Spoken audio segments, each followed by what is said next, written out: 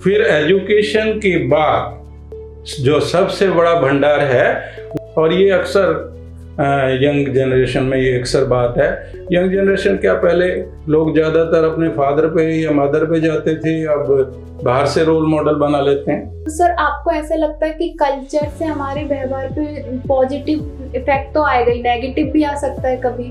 Education भी दो हैं, तीन है रादर।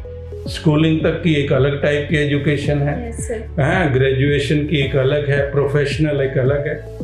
तो ये चीज़ें हैं। फिर एजुकेशन के बाद जो सबसे बड़ा भंडार है वो हमारा है लाइफ टाइम एक्सपीरियंसेस। वो बिगनिंग से भी शुरू हो जाते हैं। हर इंसान ने जो अपनी ज़िंदगी में पूरे तजर्बे गैदर किए हैं तो वो भी हमारे व्यवहार में शामिल होते हैं शुरू से। और अगर मैं बात करूं इन एक्सपीरियंसेस की, इन एक्सपीरियंस के चलते हम कईयों को रोल मॉडल भी बना लेते हैं। इंसान है, हमें किसी का स्वभाव बड़ा अच्छा लगता है, किसी का तरीका बड़ा अच्छा लगता है, तो हम कहते हैं हमने भी ऐसा ही बनना है, तो हमने उसको रोल मॉडल बना लिया। तो हमारा व्यवहार उस आदमी से काफ़ी प्रभावित होगा। और ये अक्सर यंग जनरेशन में ये अक्सर बात है। यंग जनरेशन क्या पहले लोग ज़्यादातर अपने फादर पे या मदर पे जाते थे, अब बाहर से रोल मॉडल बना लेते हैं। तो ये करके है, तो हमारे जीवन के एक्सपीरियंसेस में बहुत सी चीज़ें हैं। फिर हमारा कल्चर, किस कल्चर में हम भले पड़े हैं। हम चाहे बेशक कहने के लिए हैं, मान लिया एक बच्चा है, एक इंसान है, ब्राह्मण कल्चर में है, वहाँ पूजा पाठ का ज़्यादा प्रभाव है। एक कोई वाणिज्य अग्रवाल कम्युनिटी में है, और इस तरीके से अलग अलग कल्चर में बच्चे पैदा हुए हैं, तो उनका भी उसके व्यवहार में पूरा प्रभाव आएगा। तो सर आपको ऐसा लगता है कि कल्चर से हमारे व्यवहार पे पॉजिटिव इफेक्ट तो आएगा ही, नेगेटिव भी आ सकता है कभी?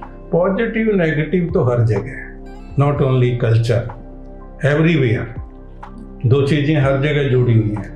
अगर कोई चीज़ हमें भगवान की कृपा से खूब मिलती हैं तो खूब हमारा व्यवहार अच्छा बनता है, कहीं कुछ गड़बड़ होती है तो वो भी होता है। तो ये दोनों चीज़ें तो साथ साथ चलती हैं हमेशा।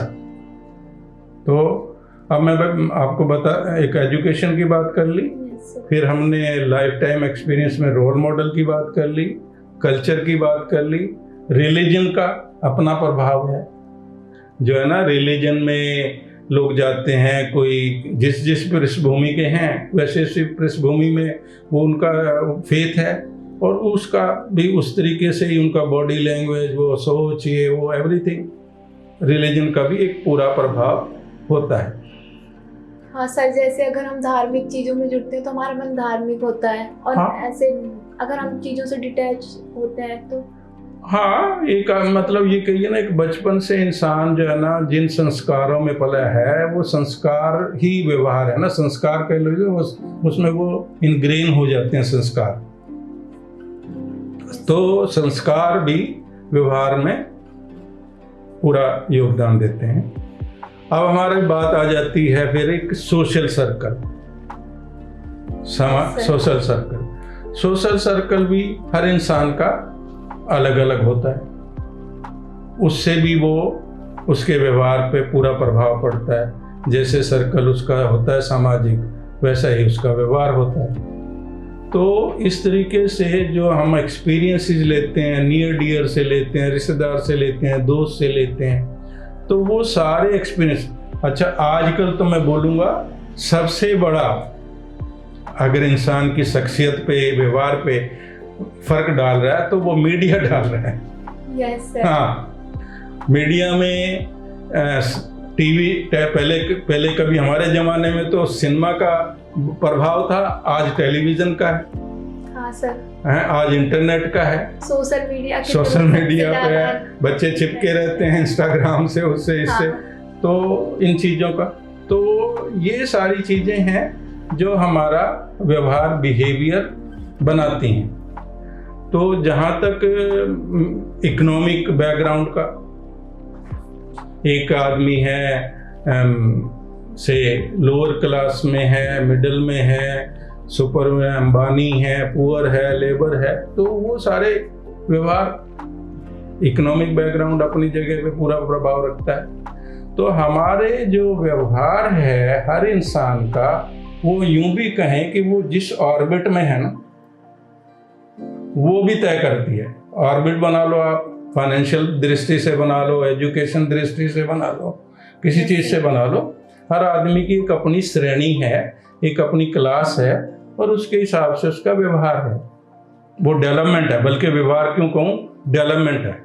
व्यवहार तो मोटे तौर पे अगर ये कहें कि एक आदमी ऑनेस्ट है, ऑनेस्ट तो गरीब भी हो सकता है, अमीर भी हो सकता है, बीच में भी हो सकता है। क्वालिटी जो ह्यूमन वैल्यूज हैं, ह्यूमन वैल्यूज तो आइडेंटिकल हो सकती हैं, बट जो कॉन्फिडेंस लेवल है, जो एजुकेशन लेवल है, जो कमाई है, ये सारी चीज़ें अलग अलग। हाँ, उसको लाइफ में कितनी अपॉर्चुनिटीज़ मिली हैं, कैसे मिली हैं, कहाँ से मिली हैं, बाय डिफ़ॉल्ट मिली हैं या परिवार से मिली हैं, तो डिपेंड्स।